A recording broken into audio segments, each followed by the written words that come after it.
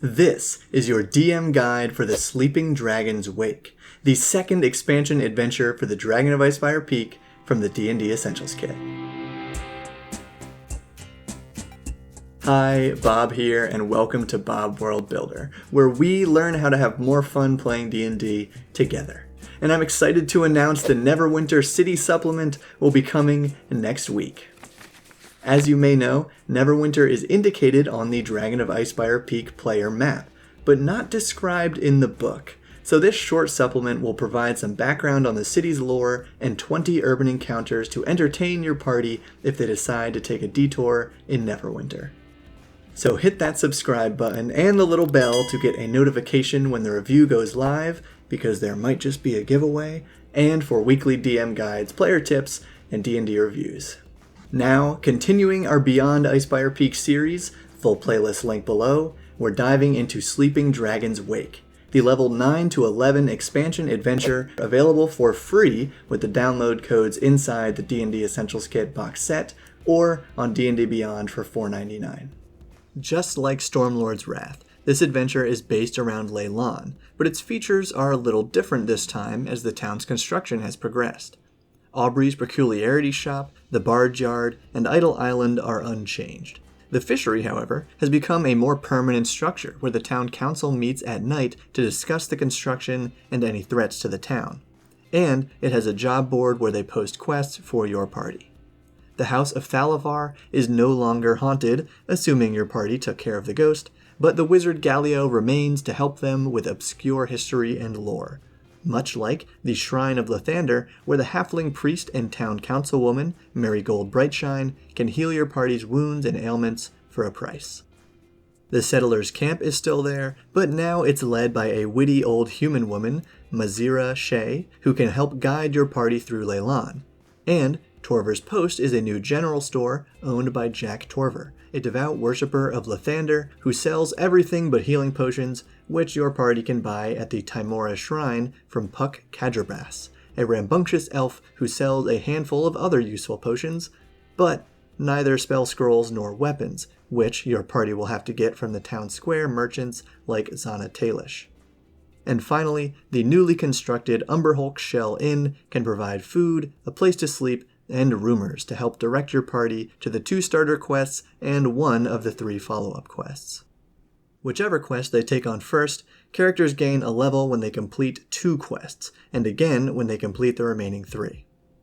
I recommend starting with the Death Knight Dreadnaught starter quest, because it bridges the gap well between the Cult of Talos events in Stormlord's Wrath and the Cult of Mirkul plot in this module. The party is basically told to investigate an undead boat thing off the shore of the Tower of Storms, where, as you probably recall, Phandalin had some trouble with the Cult of Talos, and the reward is a very enticing 6 potions of greater healing. The actual goal is to rescue Tarbin Tool, the bard captured by Ferali's Stormsworn at the Wayside Inn in Stormlord's Wrath, because his forced singing is appeasing this sentient undead vessel to do Ferali's bidding. But this Death Knight ship actually belongs to the other cult leader, Ularan Mortis, who, like so many other captains, was drawn into the tower by Talos. Even though your party probably destroyed the beacon already, so maybe we can just blame Talos for creating an epic storm that drove the ship to shore. The real issue with this quest is that it says Ferali's Stormsworn is on board and will try to fight your party, then escape. But if my level 6 party could kill a white dragon in 1 round, your level 9 party can definitely kill a cult leader in 1 round. However, it also says that her followers could resurrect her using divine intervention from Talos.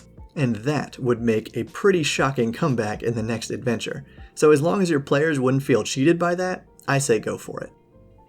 Whether or not Ferali's around, I recommend using the Smashing Wave effect from Area 1 to continually rock this ship. Roll a d6 every round, and 5 or 6 triggers the strength saving throw, as if Talos himself is attacking the party.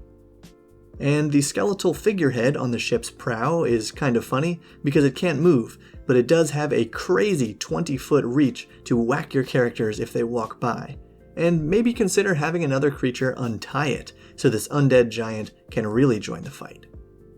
But between the figurehead, the cultists with siege equipment in areas 3, 5, and 7, the necrotic damaged trapped steering wheel in Area 6, the Minotaur skeletons and 6 rugs of smothering below deck, and the very Sauron-esque main-mast Hellfire Orb with a passive perception of 13 that can shoot a level 5 fireball once per day, the Dreadnaught is very well defended.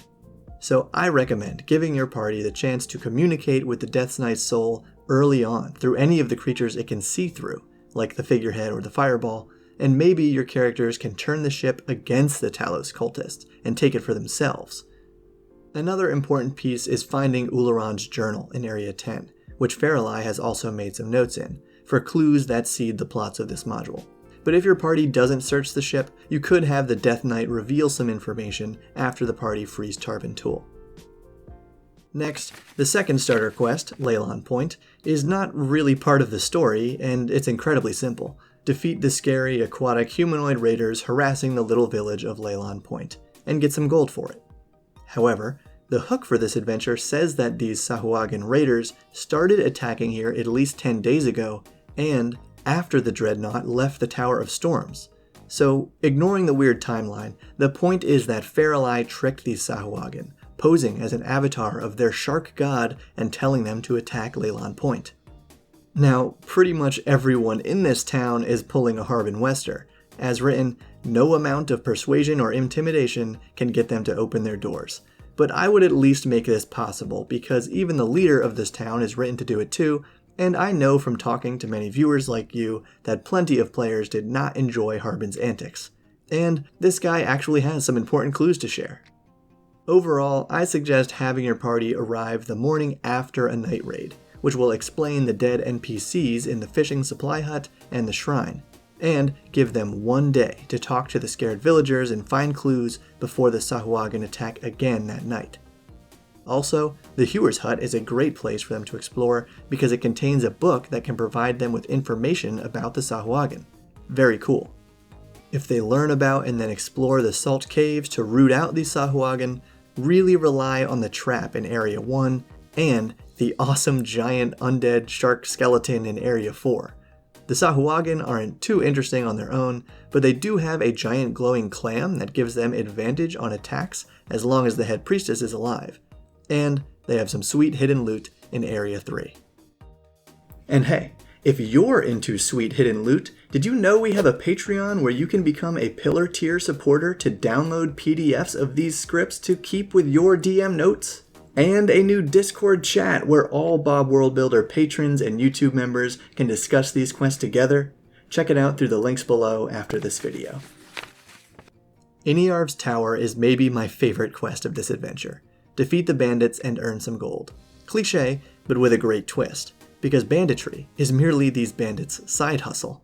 The Chimera crew has been hired by the cult leader, Ullaran Mortis, to guard this tower keep filled with zombies. And it begins with a few zombies having escaped from the tower, with 2 bandits chasing after them.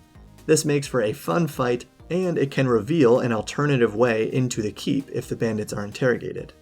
There are guards on the walls who will probably spot your party, but that's okay. I think this quest is more about the party trying to talk their way through this weird situation, where not even the bandit leader knows what Ullaran is planning with the zombies.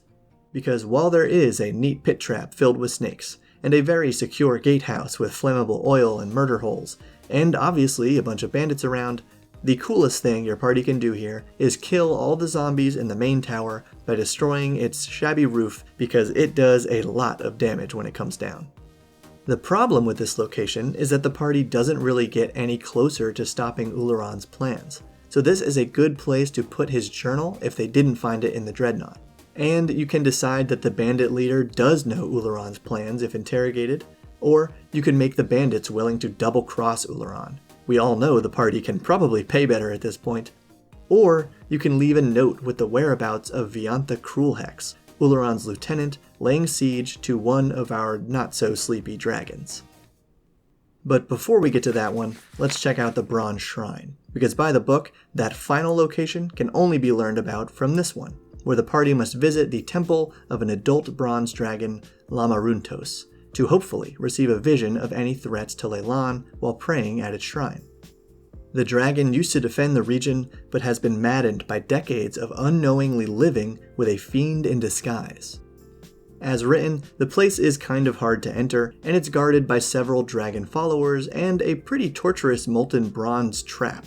But I would nix the trap, because these followers shouldn't be trying to kill everyone who comes into the shrine, and I would even reduce the number of followers to one loyal individual who will gladly accept any help the party can offer to restore the dragon's well-being. They can warn your party about all the traps, and thereby help them to ascend into the dragon's chamber without being charmed to drown themselves, because that would just be a pretty terrible, albeit memorable, way to lose a character.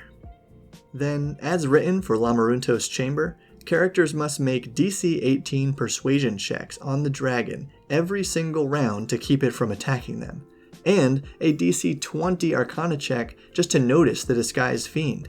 So it really seems like the book wants them to fight and kill this dragon, which, even though it says they can't, they probably can. But then, they would have no way to learn of the final location.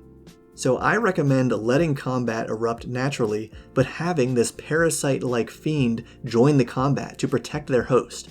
Hopefully, your party will then go for the fiend first, kill it, and thereby cure the dragon, and receive their premonition of the other dragon attacking Leilon to learn its location and go home with that sweet loot. Finally, Claugiyliamatar's Lair, which is located through that vision, not the quest board. This ancient green dragon, we'll call him Claw for short, has been dealing with daily attacks by minions of Uleron Mortis to, quote, weaken the dragon's mental state with anxiety and frustration so the undead dragon spirit can possess it. But then why did Uleron not just have it possess the bronze dragon Lamaruntos, who's been in a weakened mental state for decades, and is not even that far from the Tower of Storms where his boat crashed a few weeks ago? Because, spoiler alert, at the end of this quest, the undead dragon spirit just possesses Claw anyway, and flies off, which is pretty lame. So I recommend totally flipping the script and having the party sent here to receive a vision of the bronze dragon attacking Leilon. Claw even has multiple crystal balls in their lair because they're constantly keeping tabs on the entire Sword Coast, so it makes sense. And as written, Claw doesn't attack right away and even tries to hire the party to help her take care of Uleron. So to quickly sum up the rest of this location, the slime pools are an awesome mix of quicksand and acid that I definitely want to use in my own games. I really like the wood-woad guardians, the magical moss map room, the detailed dragon-worshipping druids, and the thorough details for the lore-filled statues scattered around the lair, and how the statues can potentially be used to unlock the dragon's hoard. Then, after the party talks to Claw, you can have Lamaruntos be possessed, or still give the party a chance to save Lamaruntos, and if they do, having the now dead body of Cryovane be possessed by the undead dragon spirit, to have Cryovane come back for round 2 in the true final adventure of Icespire Peak. Now be sure to subscribe so you won't miss that video and the Neverwinter supplement coming next week. Thank you Jason A. for joining the YouTube member club, and PRT, a YouTube member, for becoming a Keystone level patron this week. Members and patrons really make these videos possible, so consider joining as a way to level up your support. For now, thank you for watching, and keep building.